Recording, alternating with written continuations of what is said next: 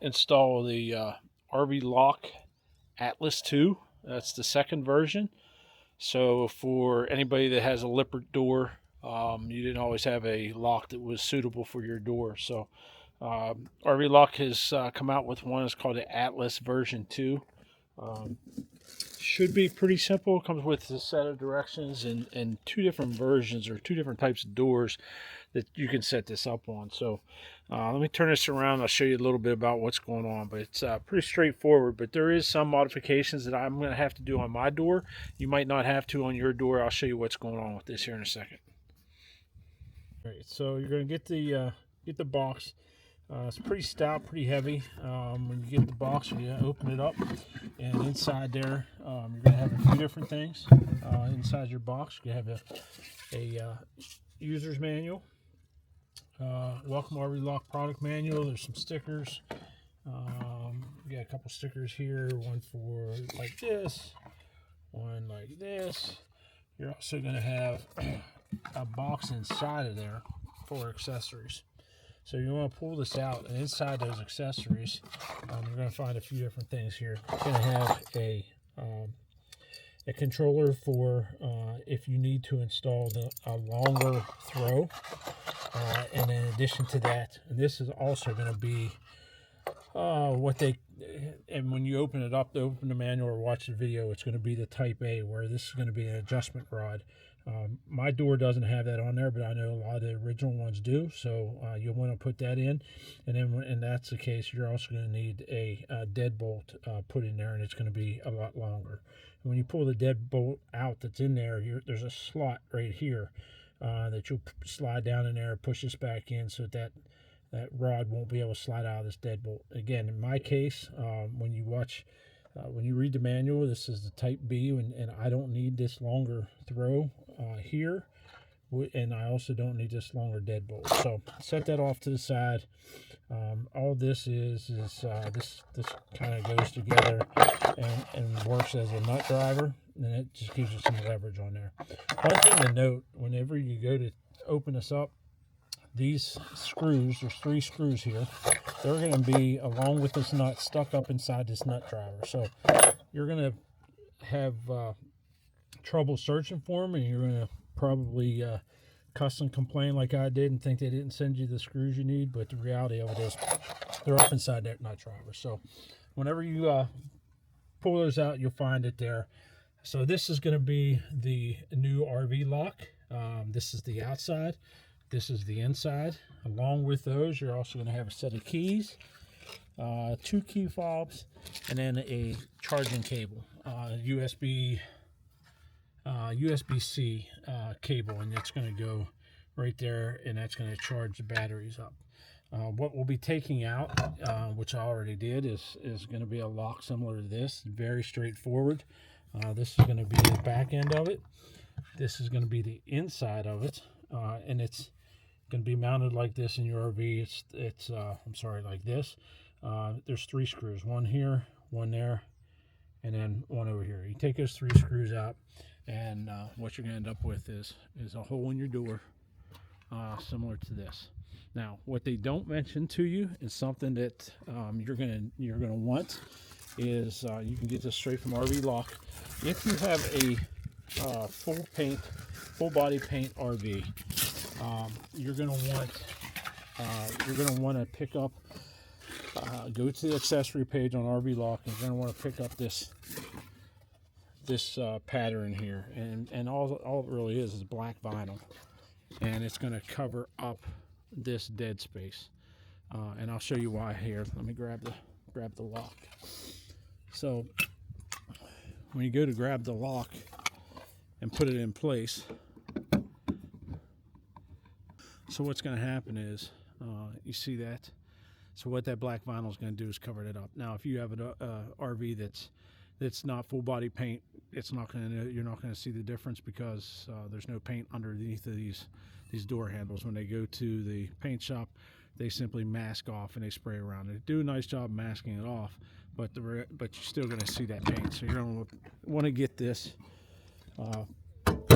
black vinyl here from RV Lock, and it's just simple peel it off, stick it on, and then go ahead and mount it. So let me put the camera down. I'll go ahead and do that, and I'll be back.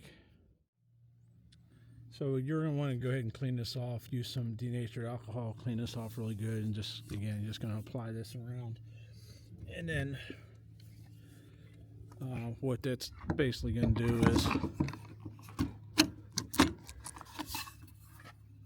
it's going to sit in there like such, and now you can't see the paint lines. So so we'll go ahead and get this installed. This one here would be fairly simple. Let me show you a little bit of what's going on here. So whenever you put the inside latch in, this J-hook here is going to grab a hold of the inside latch.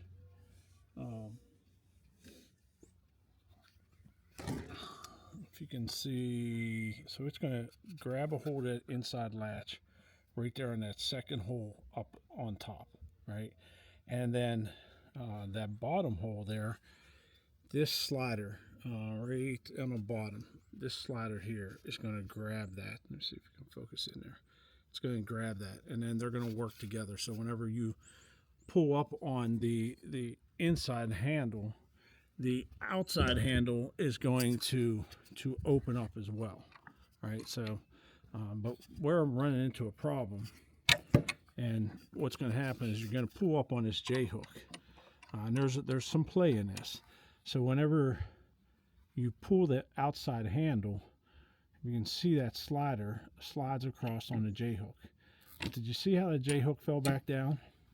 So where I'm running into a problem is, watch again, you start to pull this slider out, which is I'm opening the door from the outside, and watch how that J-hook's going to ride up on that slider, and then it's going to fall back right there. And when it falls back, now it won't give clearance, and this needs to be able to work freely like this, right? But when you pull it all the way, it's coming too far, and it won't allow this J-hook to slide on, or this slide to go under the J-hook. So what I thought I would do is just take these adjustment screws out. So there's 3 of them here, and slide this whole mechanism up. You only need about 1/16 of an inch. Well, I don't have any more adjustment in it, so it's already adjusted up as high as I can go. So I've got a couple things I can do, and not hard, just a pain is I'm gonna have to come in here and take just a little bit off of this J-hook. Probably just use a Dremel tool for it. You could use a file, but you don't need much. But you can't bend this, and the J-hook's just got too much play in it, and I think they're probably all going to be that way. So let me take this back out, get the Dremel out, shave off a little bit of that, and I'll show you what's going on. So you're going to want to get in here. You can see where I put this line. Hopefully you can see that. Put a line here. I'm just going to take off about a 1/16 of an inch, and I think that'll get us what we need. Again, I'm going to use the Dremel tool. You can use a file. I wouldn't use a big grinder or anything like that. It's going to be too hard to get in there. You get a Dremel tool with cut-off wheel, and it should make pretty easy job. Dremels are inexpensive. The cut-off tools are nice and small, and yeah, they don't throw a lot of spark. They don't put in a lot of heat, so you don't have to worry about this thing getting warped or anything. So yeah, I'm going to get in here with the Dremel and cut off about a 1/16 of an inch. Pretty simple, and that should take care of the problem I have. I'm probably going to have to put this down just to hold it in place. So let me put the camera down, and I'll be right back. All right, got that cut off. Maybe want to round the corners a little bit on your J-hook, but you can see now that this is sliding back and forth without any interference. So next thing you want to do is when you put your lock in from the outside, your dead lock, you want to make sure that it's going to be able to have some room all the way around it, and slide it in or out or up or down, whatever you need to make sure that dead bolt's going to slide without any problem. Then from there, you're going to take the inside handle, and first thing you want to do is connect the electrical hook Then connect your deadbolt with this piece here, and then run your 3 screws in, and then from there you're basically done, and then it's just programming. So I'll show you how that works out here in a second. Let me see if I can hold this camera while I'm doing this. I probably can't. No, I'm not going to be able to. So let me find something to put the camera on. I'll be right back. All right, there we go. How's that? Now everybody should be able to see what I've got going on here, and finish installing this. But again, pretty simple operation.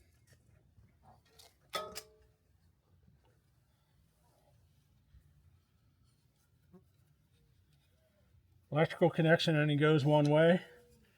When you plug it in, you'll hear it beep and talk to you. Welcome to RV Lock. You want to set up your deadbolt. It's slotted. It'll only go one way. So you can see the deadbolt moving freely, and from there you're going to add the 3 screws. Well, one thing I would tell you, got a Super C, so I don't worry about it because there's always another way in. But you don't want to test everything by closing the door.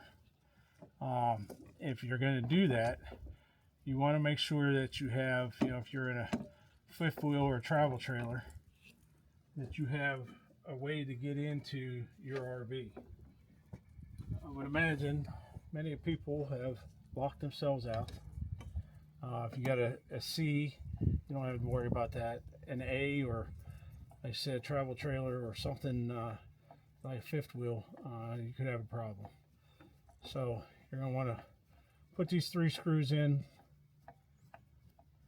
Until you don't use a power tool. I know a lot of people probably will anyhow.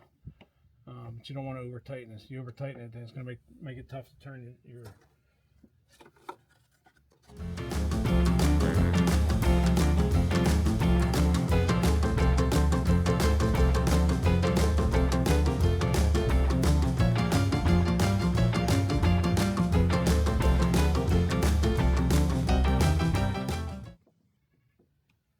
Okay, once you've got those screws put in, you want to simulate as if the door was being closed. And what happens is your striker hits here, and it's got 2 steps. You got your first one here, and then you got your lock there. And it's going to be very similar to what you have in every car that's out there. So you want to check it from there, make sure it's going to work properly. If not, you're going to have to adjust it. So again, like this, right?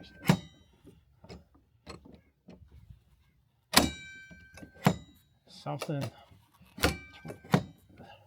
not right there, so I'm going to have to take this back apart, make an adjustment, and you're going to have to adjust it a few times until you get it to where let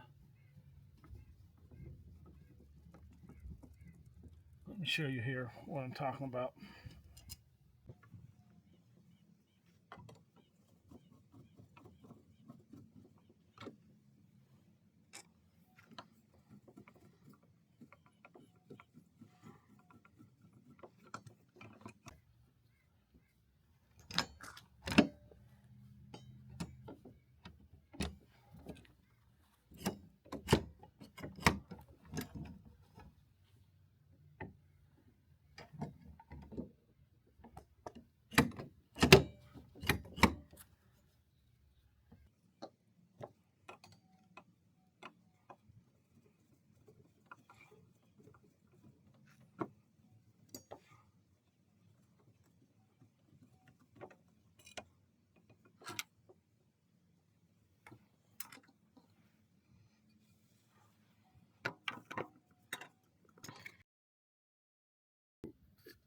The tab on the J hook and that slider need to go into those 2 holes. So you're going to have to adjust it until you get those lined up, and then put your 3 screws back in. So you might have to do it a couple times, but it'll go. All right, we got that all adjusted in.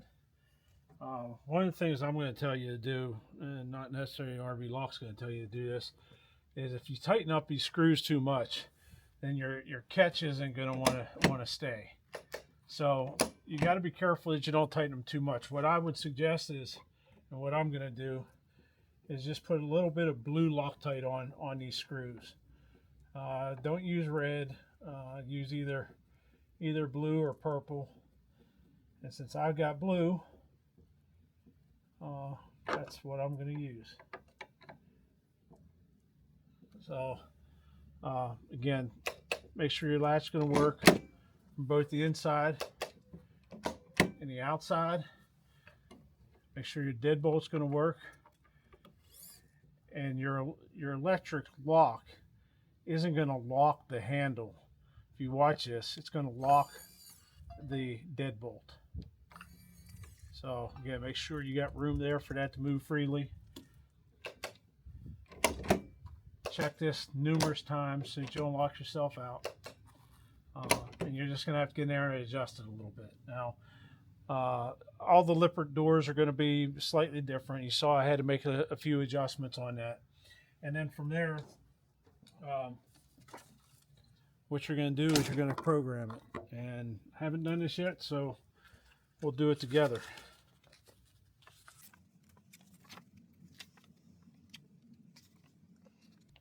So it's going to tell you to calibrate your handle, which we did. Again.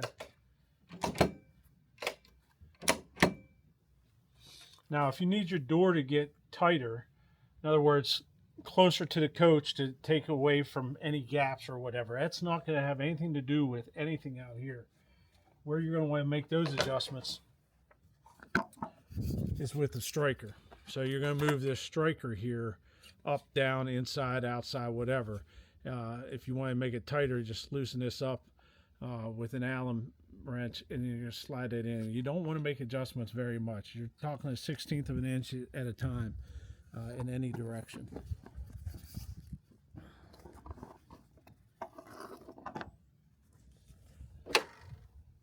All right.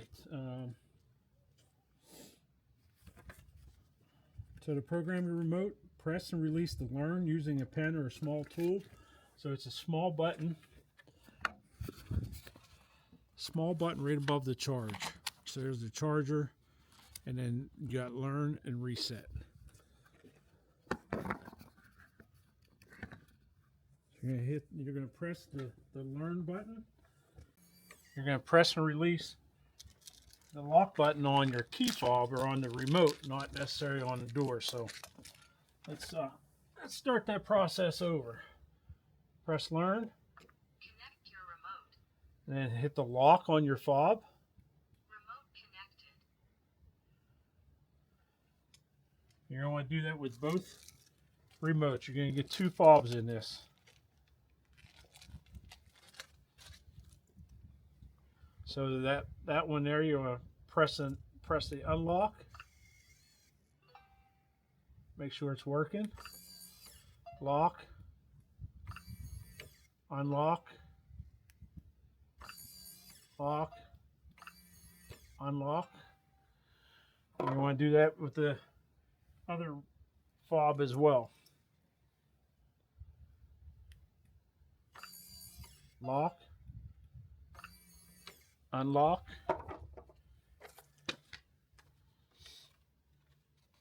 And that's all you got to do to program the remote.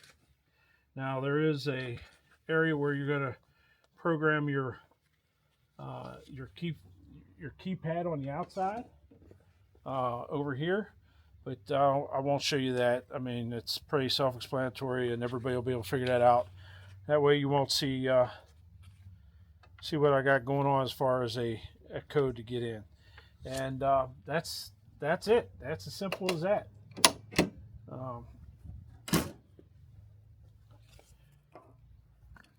Close the door here. Make sure everything works as intended.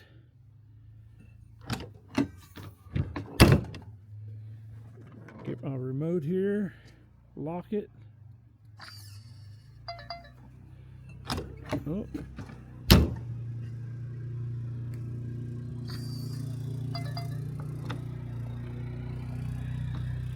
that's all you gotta do.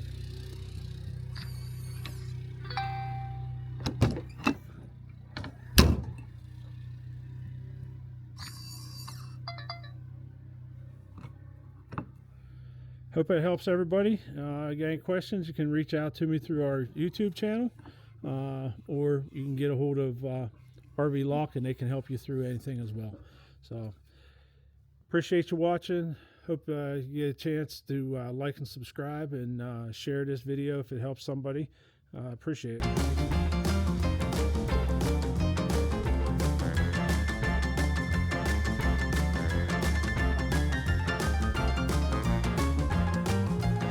Thanks for watching.